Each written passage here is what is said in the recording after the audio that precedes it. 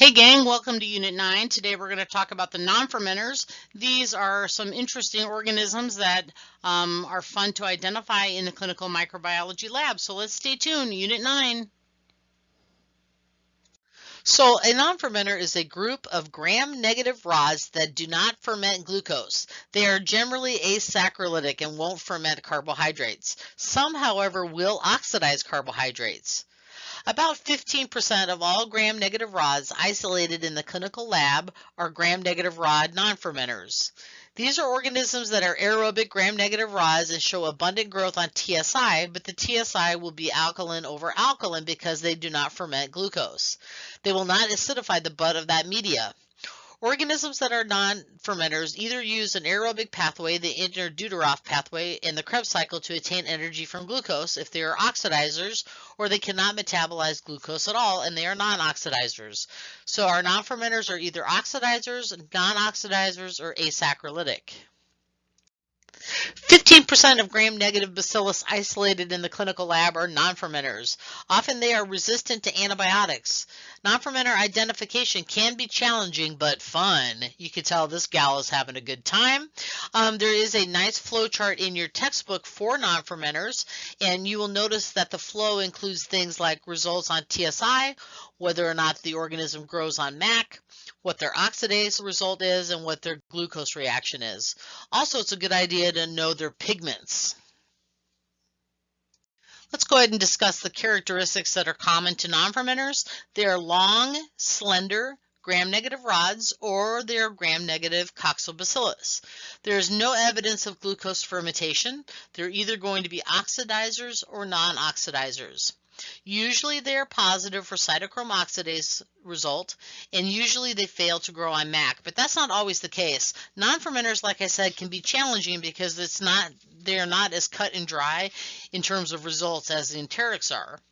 These non-fermenters, they are opportunistic organisms, and they are usually found in soil and water, on plants, and in dying vegetation. They are aerobes, and some are strict aerobes, like Pseudomonas aeruginosa is a strict or obligate aerobe. People that are immunosuppressed with something like diabetes, cancer, HIV, or if they've just undergone a transplant are at more of a risk of an infection with non-fermenters. People that have been exposed to traumatic incidences like burns, surgeries, and gunshots are more prone to getting an infection with the non-fermenter. People that have foreign objects implanted in them, like catheters and contact lenses, those are people that are more at risk of developing a non-fermenter infection. And then finally, people exposed to infused fluids like saline, irrigants, IV solutions, nebulizers, and dialysis fluids. These are all people that are more prone to developing a non-fermenter infection. So like I said, non-fermenters are opportunistic, and they can cause basically any type of infection, but some of the infections you see most commonly are wound infections, including burn infections, urinary tract infections, eye infections, respiratory tract infections, and septicemia. Now, cystic fibrosis patients are much more susceptible to a non-fermenter known as BURKHOLDERIA CEPACIA because they have fluid in their lungs, and that is the perfect environment for non-fermenters to grow. And we'll talk more about Burkholderia cepacia in upcoming slides. Again, I'd highly recommend that you take a look at that flowchart in your Mahan textbook. Some common tests used to identify non-fermenters would be the macroscopic pigments and odors. A lot of times these non-fermenters are pigmented, and those pigments get brighter and those odors get stronger at room temperature. We can do glucose oxidation tests, cytochrome oxidase reactions. You may remember that from the Neisseриas when we did the oxidase test. We can determine if the organism grows or does not grow on MAC. We can look at their flagella arrangement. We can determine if our organisms will hydrolyze urea or not. Will they reduce nitrates to nitrites? Will they produce indole? We can do decarboxylation assays, esculent hydrolysis tests, and finally sensitivity tests to penicillin and colistin. Now, the saccharolytic bugs are oxidizers and can split sugars, but the asaccharolytic bugs cannot. Non-fermenters may produce a number of pigments and odors, and a lot of times the pigments will be yellow, red, green, or violet. These pigments and odors can actually intensify at room temperature. So if you ever see an organism that is a bright pigment and has a strong odor, you may be asking yourself, hey, this could be a non-fermenter. Now, sometimes our non-fermenters are oxidizers and other times they are non-oxidizers or asaccharlytic organisms. Oxidation is when you have a utilization of carbohydrates without the use of molecular oxygen. The end product of oxidative metabolism is water and not gas. It's not CO2 gas. So the acids produced in oxidation are kind of weak. So some of our test results could be kind of weak. Oxidizers produce low levels of activity and must have more sensitive medias like molar decarboxylase media or molar media in general. This molar media is a type of media that is very sensitive to low levels of acids. Now remember, enterics always ferment glucose or other sugars, but non-fermenters only oxidize them or they are going to be asaccharlytic. Whenever we're trying to identify a non-fermenter, we want to determine if our organism is going to oxidize glucose or if they're a non-oxidizer. And an initial clue that you're dealing with a non-fermenter is by looking at the TSI. The TSI will have good growth, but it'll be alkaline over alkaline. The butt of the slant is not exposed to oxygen, and if it were acidified, it would actually be an indicator of a glucose fermenter. Because the butt of the slant stays red, we know that we're dealing with a non-fermenter because it doesn't utilize glucose, doesn't ferment glucose. There's a couple methods that we can use to determine if we have an oxidizer or a non-oxidizer. One method we've already done where you use the two OF glucose tubes and we have one that is sealed with oil and one that is not. You can tell if you have a fermenter because the tube that is oiled and the tube that are open will be yellow. An oxidizer, you will see yellow at the top of the open tube because it is exposed to oxygen, and that's where the reaction is taking place. No activity, or when you have an asaccharlytic type of organism, it's going to be bluish at the top of the open tube and green in the oiled tube. Okay, there's also another type of method called the uniglucose tube, and this is a one-tube system where the tube is actually pinched off in the middle, and you can tell if you have a fermenter if the bottom turns yellow or an oxidizer if it turns yellow at the top. Many of the non-fermenters are cytochrome oxidase positive, but not all non-fermenters will be positive for cytochrome oxidase, but most of them are. Make sure that you set up a TSI before making a cytochrome oxidase determination. If your bug is growing on TSI and it's alkaline over alkaline, then you can go ahead and do the oxidase test. You want to make sure that it's not a Neisseria. Remember, Neisseria and Moraxella are also cytochrome oxidase positive, so you want to make sure that you're not dealing with a Neisseria. Our oxidase positive organisms are things like Pseudomonas and alkaligenes. Our oxidase negative organisms are STENOTROPHOMONAS and ACINETOBACTER. So in summary, most of our non-fermenters are CO positive, but there are a few that are negative. Just understand the most important non-fermenters in the clinical environment are the Pseudomonads, and they are all cytochrome oxidase positive.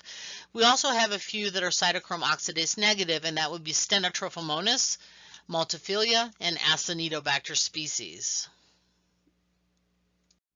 Another way that we can get to the genus and species name of a non-fermenter is by determining if the organism grows on MAC.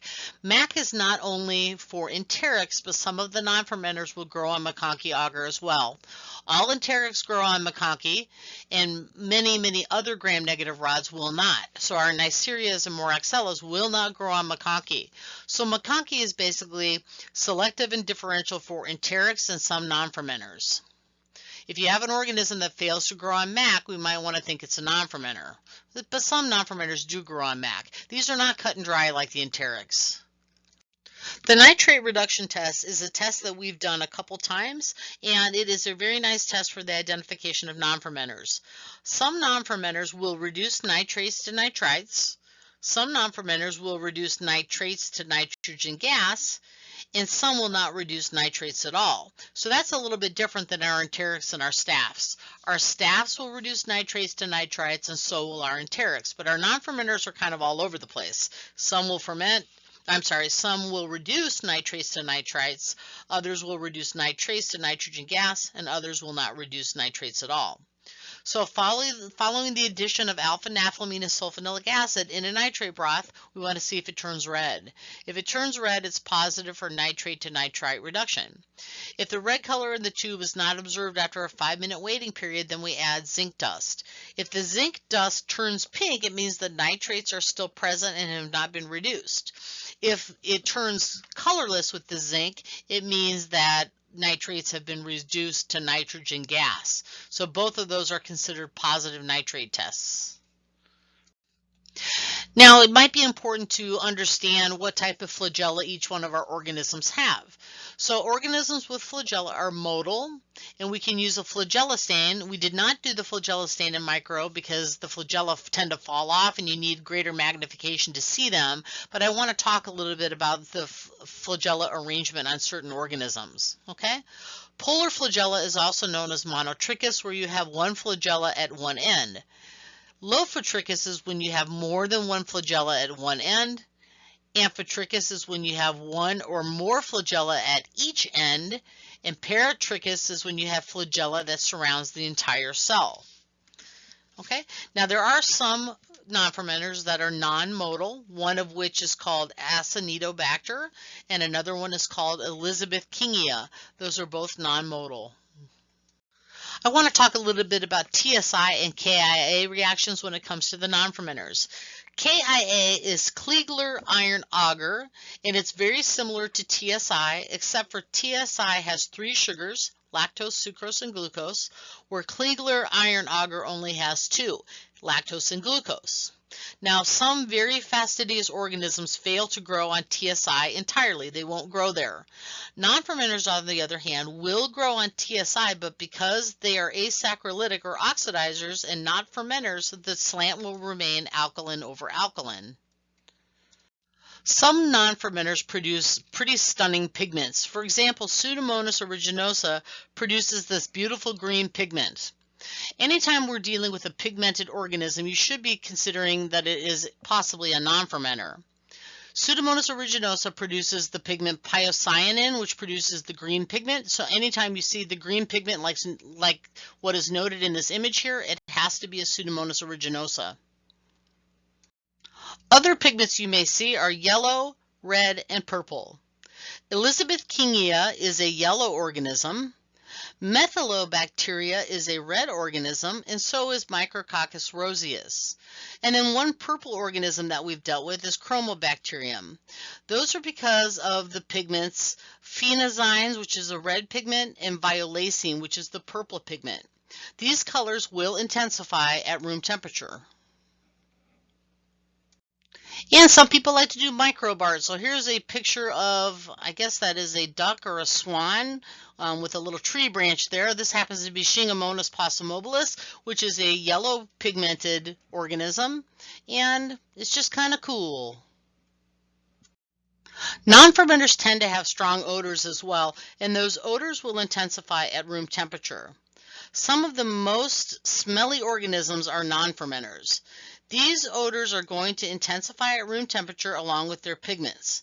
The most noted non-fermenter odor that occurs is for the strain of Pseudomonas aeruginosa, and it smells like grapes, and to some people it smells like corn tortilla chips, and sometimes a certain strain of Pseudomonas aeruginosa will smell like moldy grass. Alkaligenes faecalis smells sweet, and Myroides odoratus smells like green apple. Here's a list of some of the non-fermenters that we're going to discuss in class. The ones that I really want you to study hard are the ones that are highlighted in red. Pseudomonas aeruginosa, STENOTROPHOMONAS MALTOPHILIA, and ACINETOBACTER baumannii wolffi. Those are the 3 non-fermenters that are seen most commonly in clinical laboratories. Pseudomonas aeruginosa by far is the most common one you're going to see, followed closely by STENOTROPHOMONAS and ACINETOBACTER.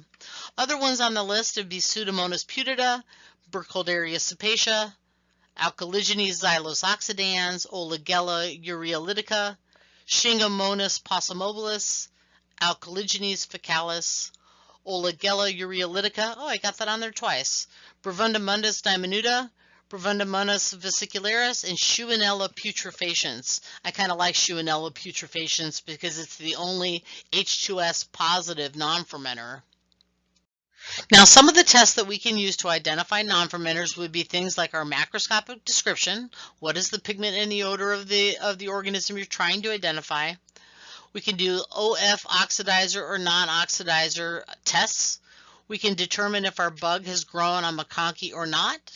We can place it in different temperatures and see where it grows optimally. We can do the cytochrome oxidase test. And then other tests we would do would be indole, urea, esculin, and motility tests, nitrate reduction tests, and finally we can see if our organism is sensitive or resistant to penicillin or colistin. This is just kind of a condensed list of all the tests that we do to identify the non-fermenters. Pseudomonas aeruginosa is the most frequently encountered non-fermenter in the clinical environment. It is found in moist environments and especially in burn units. It can cause things like burn infections and swimmer's ear, cutaneous wound infections, respiratory infections, keratitis, which is an infection of the eye, and urinary tract infections. I've actually seen people with urinary tract infections where their urine has been bright green like the pigment of Pseudomonas aeruginosa. The virulence factors of Pseudomonas aeruginosa would be proteases and exotoxins and also extracellular slime. That of course is your glycocalyx. Minimal definitive identification requirements would be that it's cytochrome oxidase positive, it has a strong odor and pigmentation that it's going to be green, and that it's a gram-negative rod. Pretty much in the clinical world, if you see a green organism like the one on the bottom right, if it has a metallic sheen on blood, is beta hemolytic and oxidase positive, you can pretty much call it a Pseudomonas aeruginosa. Pseudomonas aeruginosa is in what's known as the fluorescent group of non-fermenters. Non-fermenters either produce a pigment known as pyocyanin, which is a greenish pigment produced by most strains of Pseudomonas aeruginosa, or pyoviridin, which is the pigment that allows the organism to fluoresce under ultraviolet light. Characteristics that are common for Pseudomonas aeruginosa: on blood agar they have a metallic sheen. It almost looks like tinfoil on blood. They are beta hemolytic most of the time and produce a green pigment. Now sometimes they can be kind of brownish or bluish as well, but if they produce that classic green pigment, then we know it's a Pseudomonas aeruginosa. They are oxidase positive, they're glucose oxidizers, and they grow on MAC, but of course they would be colorless on MAC. They prefer 42 degrees. They grow best at 42 degrees, even though they will grow at 35 degrees. The TSI is alkaline over alkaline because they don't ferment any of the sugars. And then their lysine and ornithine decarboxylase is going to be negative. They do happen to be arginine decarboxylase positive, however, and they will reduce nitrates to nitrites. It can be difficult to treat Pseudomonas aeruginosa because certain strains can be more resistant to antibiotics. They are usually sensitive to the aminoglycosides, including gentamicin and tobramycin. They're also susceptible to the carboxypenicillins, and they are usually susceptible to the third and fourth generation cephalosporins such as ceftazidime.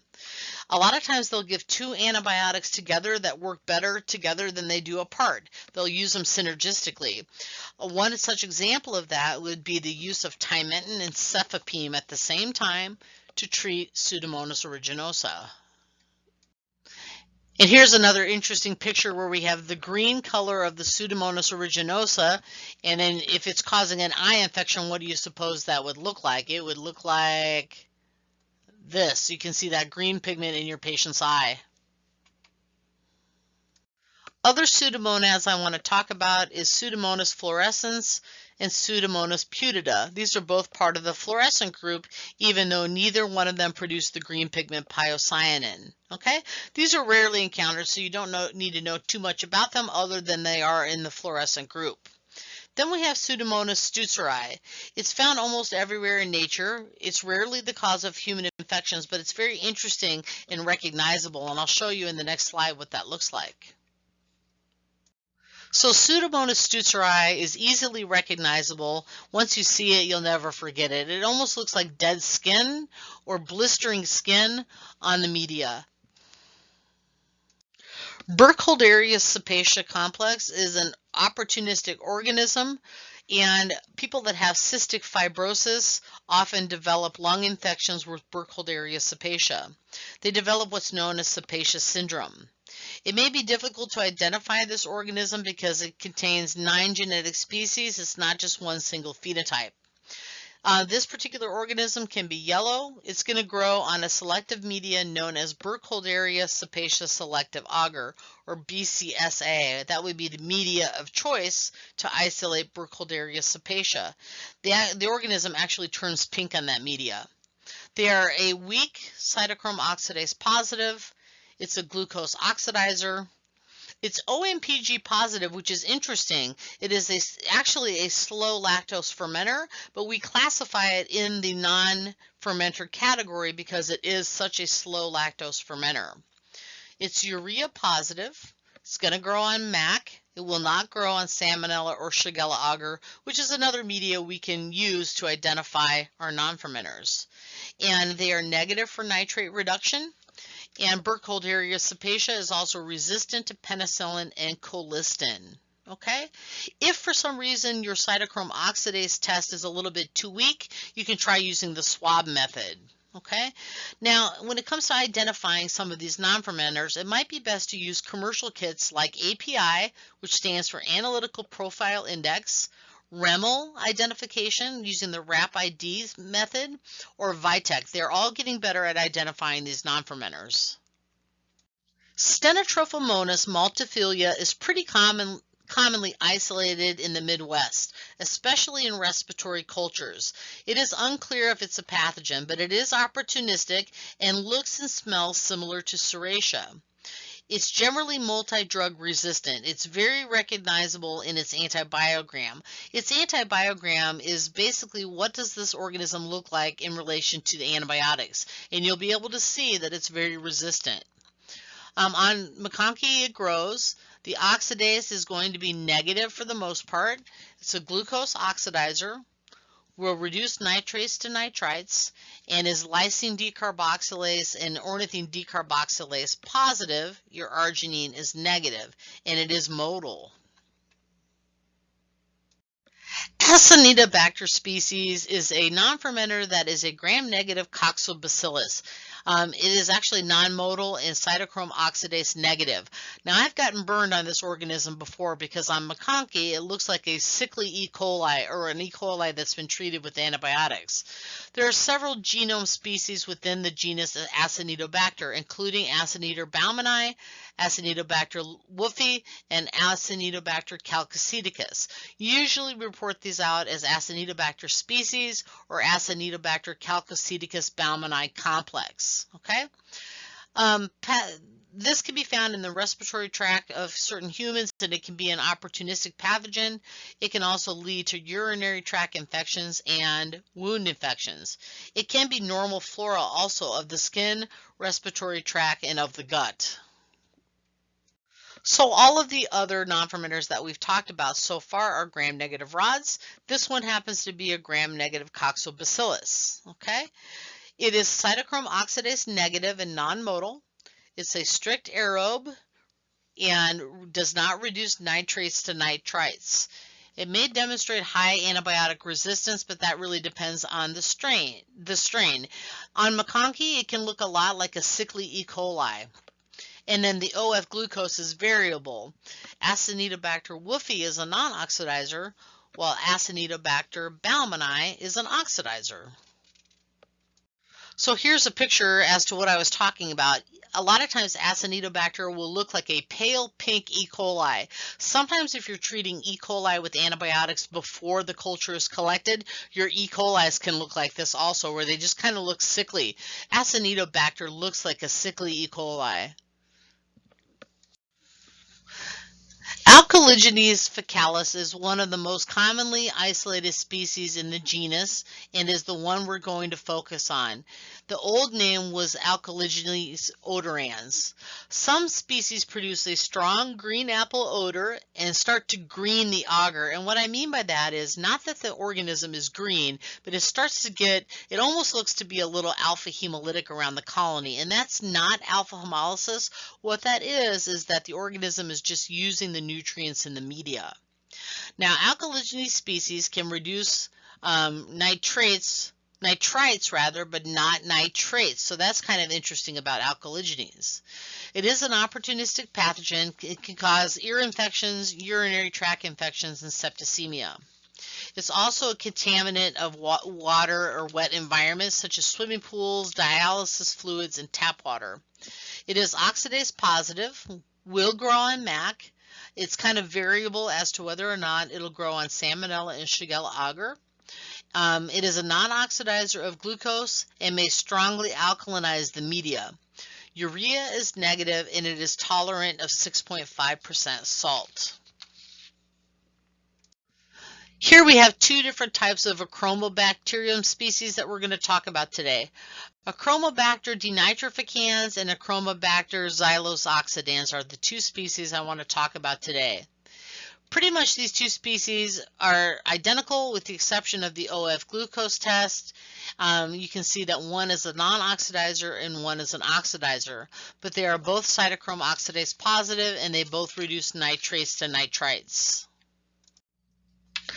Elizabethingia meningioseptica was formerly known as FLAVOBacterium and CHRYSEOBacterium. Okay, this was named after an American biologist, Elizabeth O. King, who worked with a yellow pigmented gram-negative rod associated with meningitis in infants, possibly Coronabacterium sakazaki. It's hard to say. Some organisms may cause wound infections and septicemia. It is variable on macaque. Okay, depending on the serotype, it may or may not grow on MAC. There's no growth on Salmonella and Shigella agar.